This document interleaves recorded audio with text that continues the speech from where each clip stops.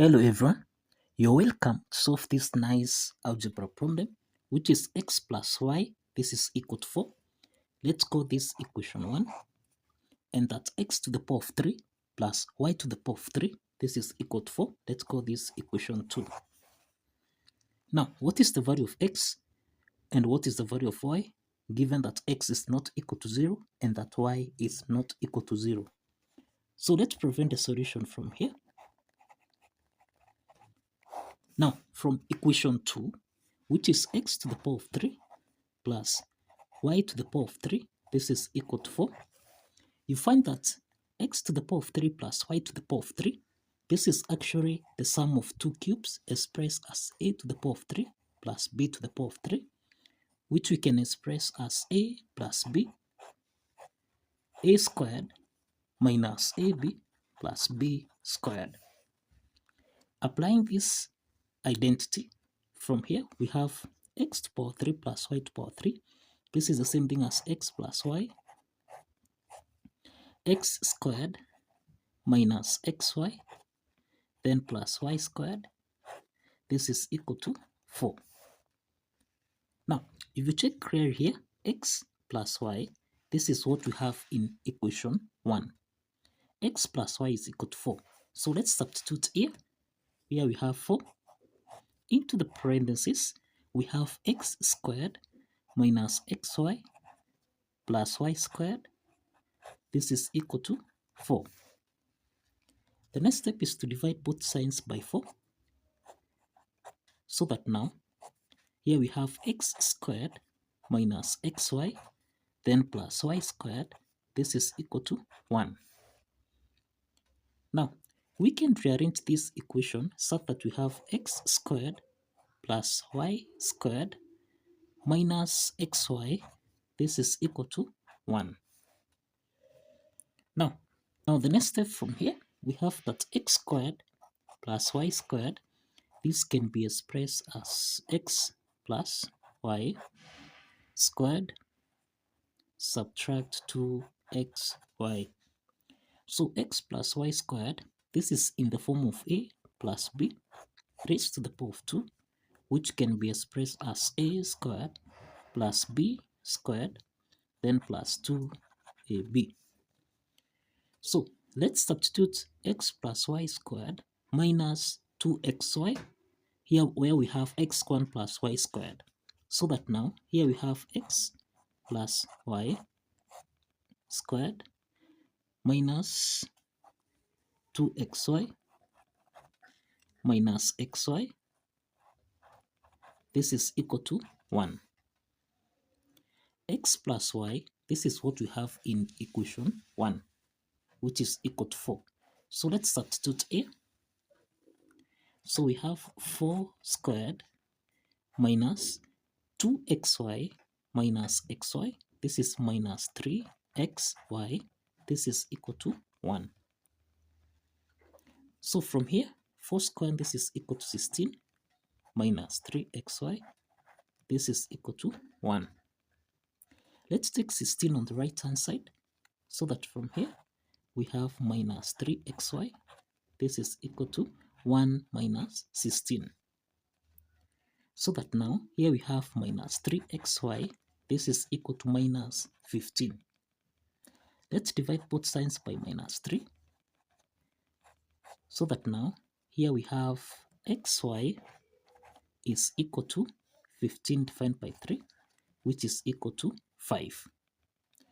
Xy is equal to 5. So the next step from here, let's make x to be the subject of the formula, so that x is equal to 5 over y. So that the next step from here is to substitute this value of x into equation 1. Now, since we have made x to be the subject of the formula from here, from equation 1 is x plus y. This is equal to 4. Let's substitute x, which is 5 over y, so that we have 5 over y plus y. This is equal to 4. Y is a whole number, so this is over 1, and 4 is a whole number, so this is over 1. So let's multiply both sides by y.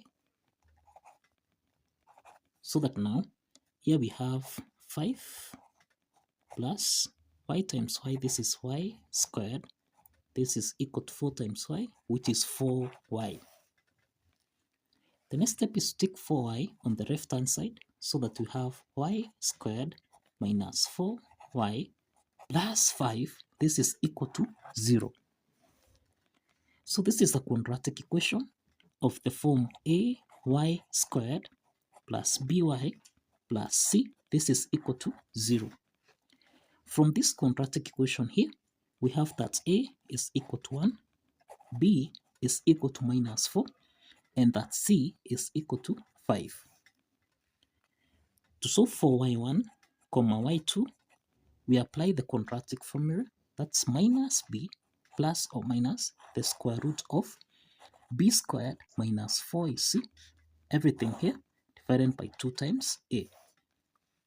Let's substitute the values of a, b, and c from here, so that now we have minus 4, cross the parentheses, plus or minus the square root of minus 4 squared minus 4 times a, which is 1, then times c, which is 5, everything here divided by 2 times 1. So that now the next step is that minus times minus 4, this is 4, plus or minus the square root of minus 4 squared, this is equal to 16, then minus 5 times 4, this is 20, everything here divided by 2. Now we have here 4 plus or minus the square root of 16 minus 20, this is minus 4, everything here divided by 2. So that now the next step again here, we have 4 plus or minus, we can express the square root of minus 4 as 4 times minus 1, everything here divided by 2. So that now here we have 4 plus or minus the square root of 4, this is 2, the square root of minus 1, this is I, everything here divided by 2. The next step from here, we have that 2 is common here, so we can factor out 2, so that we have 2 plus or minus I, everything here divided by 2. So let's simplify 2 here and 2, so that now here we have y1, y2, this is equal to 2 plus or minus I. So we have y1 is equal to 2 plus I, and y2 we have 2 minus I. So substituting back this into equation 1, then we can solve for the corresponding values of x1 and x2 as follows. Now since we have y1 and y2 here, from equation 1, which is x plus y, this is equal to 4, let's solve for x1, that is x1 is equal to 4 minus y1. So that now x1 is equal to 4 minus y1, which is 2 plus I. So that x1 is equal to 4 minus 2, this is equal to 2, then minus times plus I, this is minus I. So that now we have the first set of solution, that is x1, y1, and this is equal to 2 minus I, then y1 is equal to 2 plus I. So this is the first set of solution that we have. Now given that we have y2 here, let's solve for x2. x2 is equal to 4 minus y2, which is 2 minus I. So that now x2 is equal to 4 minus 2, this is 2, minus times minus I, this is plus I.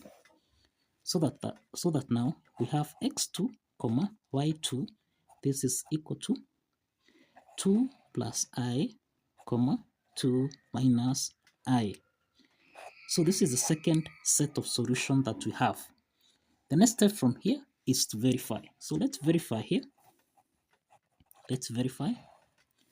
Now, from equation 1, which is x plus y, this is supposed to give us a value of 4. So let's check x1, y1 from here.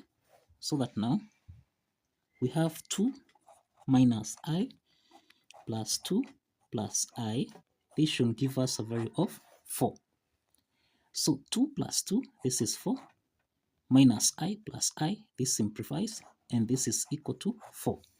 So this implies that the left hand side is equal to the right hand side.